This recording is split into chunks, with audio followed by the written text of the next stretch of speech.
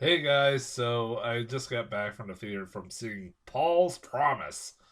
Yes, another one of those what the fuck is this shit movies that seems to be in a long list of what the fuck is this shit movies that Regal keeps unleashing on me like every fucking week. God damn, man. This is one of those new religious movies that I, I don't know. It's like I don't know specifically who owns my movie theater, but I'm pretty goddamn sure that they're one of two things: deeply religious and deeply right wing conservatives. Because they do play a lot of fucking religious movies, almost every single one that comes out, even if it's something I've never even heard of, and a lot of like documentaries that are right wing esque. Especially Dinesh D'Souza. I've got a lot of Dinesh D'Souza. I have luckily have never sat and watched them, but yeah.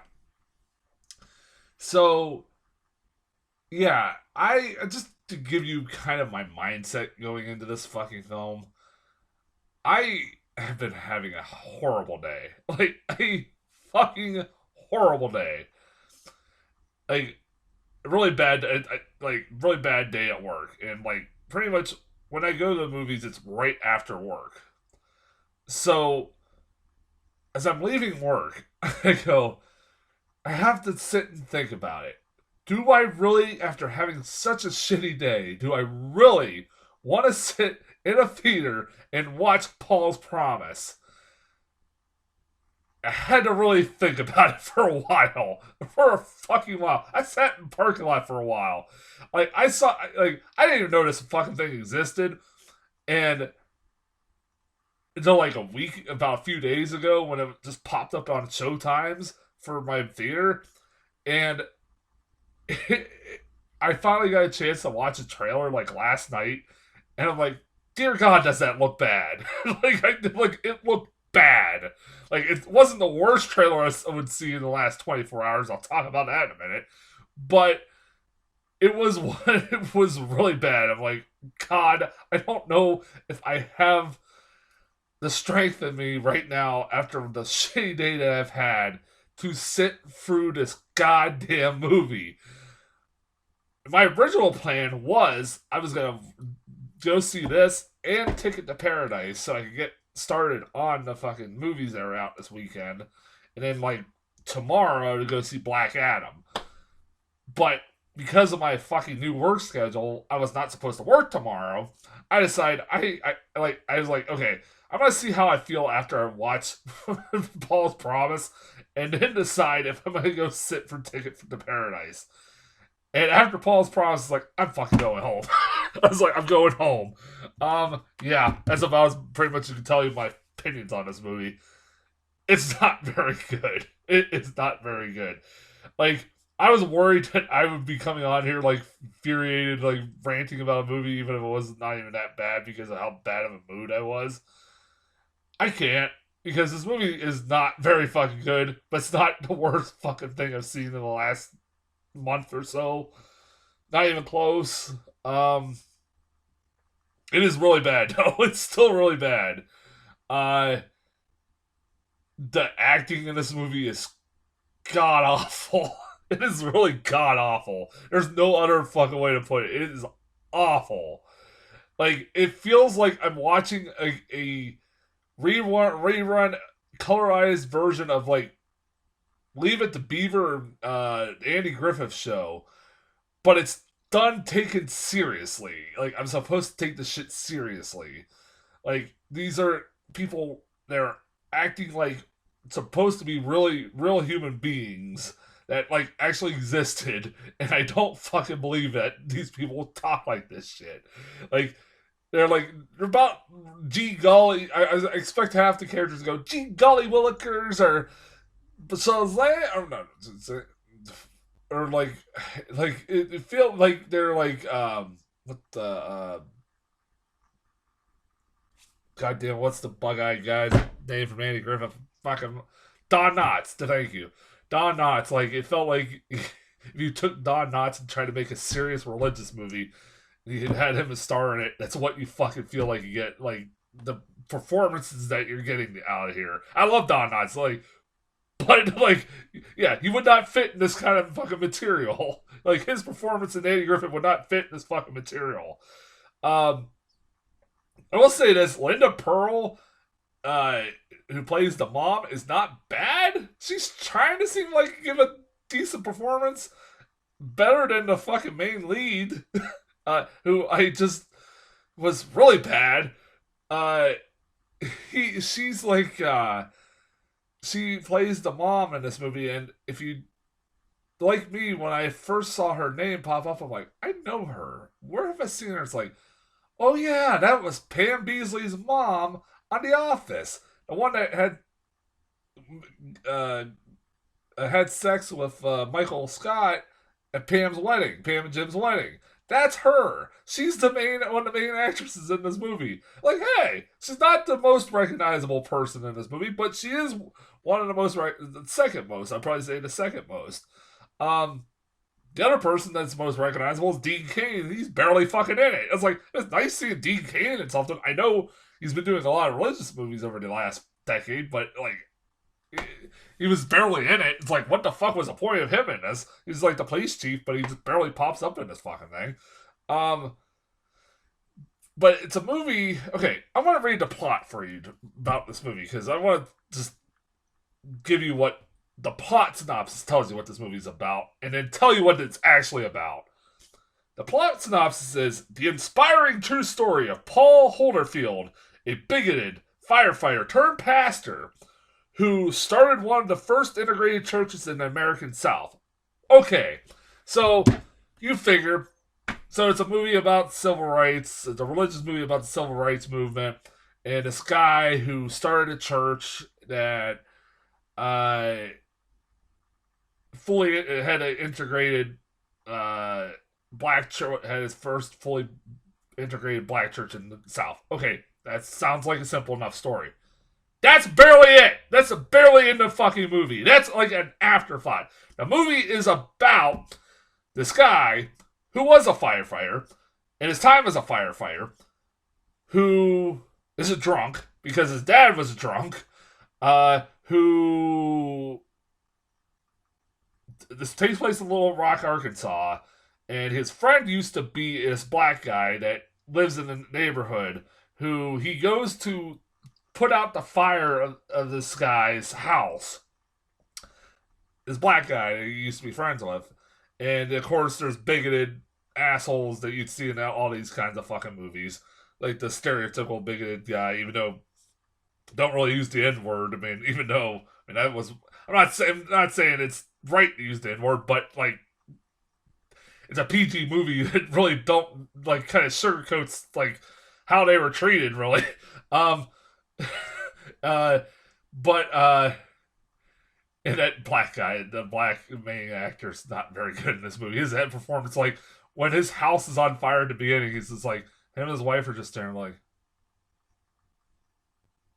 they're very underwhelmed. They're not very overwhelmed for having their house on fucking fire. like, gee, thanks guys, thanks for saving my house. Like that's his performance, and like this is gonna sound horrible. I mean this. This is one of my favorite movies of all time. It's my favorite movie of all time. But he comes off very slow. I mean, that really sounds horrible. But it's true. It's like Bubba Gump from Forrest Gump. Bubba from Forrest Gump. If you turn him up to a fucking 100. Like, it's like what it felt like with his character. But that's barely a fucking movie. You think, okay, so that's what this movie's going to be about. It's going to be entirely about this guy and his. He has friends that are firefighters are bigoted, and he kind of comes together with this black guy. That's an afterthought. The whole movie is about. It's called Paul's Promise. The guy's name's Paul, and his mom is dying of cancer and dementia. I'll get into that in a second. But she's dying of cancer and dementia. And she only has one wish thing that she wants him to do. One fucking simple thing. One! And that is take her prayer list to church and pray on this list. That's fucking simple. You would think that'd be the simplest. My mother's dying. Maybe I should do this, even if I don't fucking believe in God. Fuck it. Entertain my mother. She's dying. She's got literally a week to live. Apparently this movie takes place over a week, but it feels like it takes over longer than that. But whatever. She's literally given a week to live. That's one of my favorite fucking scenes. When she finds out she's going to die. Doctor comes in. She's got cancer. And doctor's like, well, we found some stuff. When the fuck has a doctor ever talked like that? I'm like, what? It was and then, right after when they, the son comes in, she finds out after she gets in a car crash, gee golly, Mom, why did you get in that car crash? That's literally what it feels like he's... I swear to God, I'm not making this up. But she gets cancer. That's her wish. And that's pretty much the fucking premises of this movie. It barely even touches upon his relationship with this black guy. You almost forget it's a fucking thing until, it pops up every few minutes. Oh, yeah, that is a fucking thing. And this is about a guy that integrated a church. Okay, whatever. When I talked about she's dying of cancer, by the way, too, she's dying of cancer, and then, maybe within, 20 minutes left of the movie, you're like, oh, yeah, she has dementia, too. What? It's just it's where the fuck did that come from? And then, it is insulting for me watching this movie, having had grandparents and had a grandma who just passed away from dementia, and watched their portrayal of dementia is fucking horseshit. She does not have fucking dementia. Fuck you. There's no... Oh, she remembers she has a dream of her husband, ex-husband, dead husband, and she mistakes them for her son for her ex-husband, dead husband. Briefly, and then goes, oh, hey, Paul. That's not how fucking dementia works. It does, it very briefly, very barely does she ever show signs of it. I'm she does not have dementia. Shut the fuck up. You don't know what fucking dementia is, you fucking assholes. It insulted me. It literally did piss me off a little bit. But yeah, then like I said, one of my favorite fucking things too was this movie. Every time there would be a scene in the hospital with the mom and stuff like that, I would yell, "That's not a hospital!"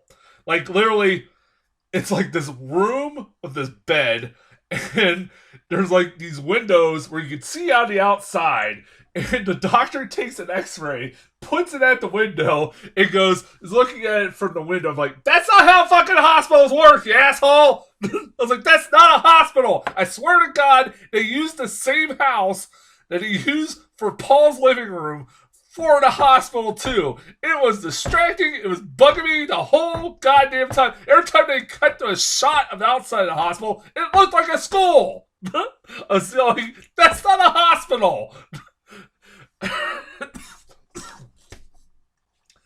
I did get some giggles out of this movie, even when it wasn't appropriate. I wasn't the only one in the theater. As much as I'd be a surprise, I seriously was not the only person in the theater. And I giggled. I was the only one giggling. It was a tiny theater, so it's man, I've been giggling at the most inappropriate scenes.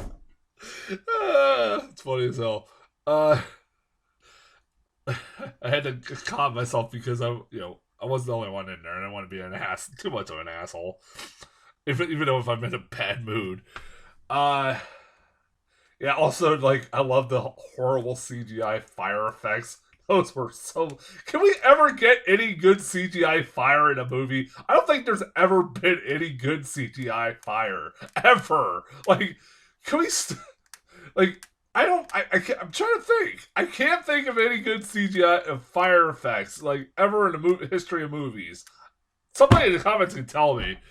I don't know what else to talk about in this movie, other than before the movie fucking started, like when the movie was about ready to start, they play another trailer for a fucking movie called Bringing Back Christmas. That's it. What the hell? Sorry.